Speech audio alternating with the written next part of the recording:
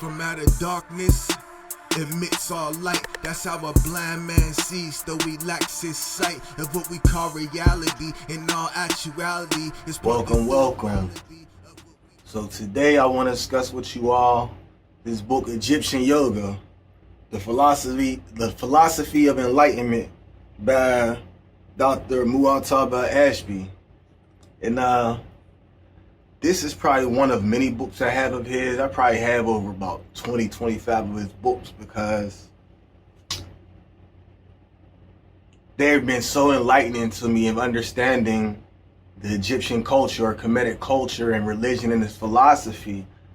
And he breaks down his books with a lot of illustrations for help better understanding.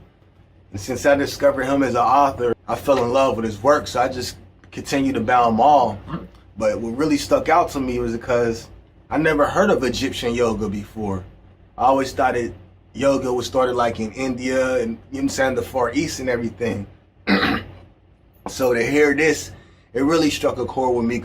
I was already studying stuff from Kemet in Egypt. So I bought this book sometime last year.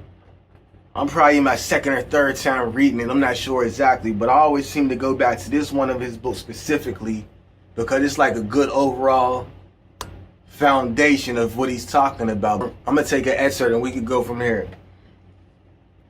It is because of the veil of ignorance as to the true nature of the soul and of God that we interact with the universe as if it really exists, as if we are interacting with an entity other than ourselves. If we knew the truth, we would become enlightened sages or saints, thereby achieving ultimate freedom.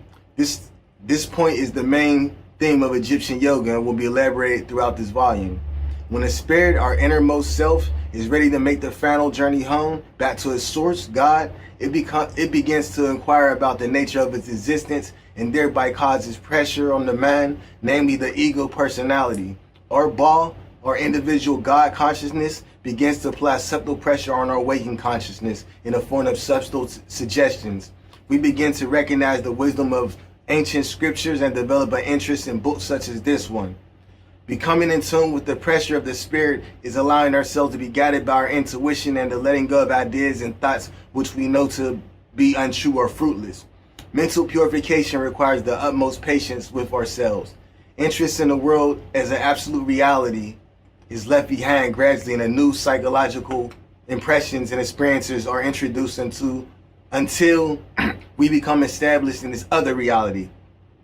At this point, we wake up from the consciousness we have been used to as if waking up from a dream. This attaining Horushood, Christhood, or becoming Buddha or Krishna. There are many paths of liberation, but they all lead to the same destination, the one, the all, that is within us in all things, in all other things. The world of apparent multiplicity with many different objects and people is really a manifestation of one true reality. Complete understanding of this most important points to the realization of the truth. This is self-mastery, cosmic consciousness, liberation, enlightenment, salvation, etc. This passion and attachment are the indispensable signs to be practiced once an understanding of the teachings has begun to take root in our hearts. Neither loving nor hating, neither wanting nor not wanting. All actions should be based on and guided by Mayat, which is truth, justice, righteousness, and balance. No longer is there an action, reaction mentally of something to someone because someone did something to you, etc. One is more and more able to control one's emotions and behavior. No longer will it be necessary to act as an animal or to indulge in one's ego when one is ridiculed or praised. One will live above these ignorant concepts, praise or ridicule. One will live with one's divine essence and truth. One will recognize the ignorance of others and will be strong enough to exercise compassion and understanding for them. From this position, it will be possible to do the greatest good for others. This is true transformation. This is when true transformation occurs. In the ancient Egypt mythology, the Sakar is the symbol of transformation from mortal to spiritual consciousness. Now, the reason I chose that excerpt is because that's basically been me in a nutshell, and this book has been helping me through all this of learning my inner divinity and learning about Like, I'm sure we all get, well, I'm getting to the point in life where I'm not young no more. So there's starting to be more that I want out of life, and not just physical things. So you start to have a look inside and start discovering, you want to know, like, what's the true nature of life? Like, what are we all here for? And me having these questions about life and myself, I start finding myself in the divinity within myself and learning how to overcome my lower nature and find the God within myself. And I say, like, I grew up like a Christian and everything, but I really never connected with it. And then, like, since I've been on my path of studying, I study all religions now and learn from them all, because you can't find the one answer in just one religion. But the one that resonated with me with the most is not a religion, but the mystery system of Egypt. Even though it's scattered, you can't even get a full understanding from it. That's why I like to study still Christianity, Islam, Buddhism, yoga. I like to study. You got to piece them all together. But it resonated with me so much, especially these authors, because they made it so understandable to me.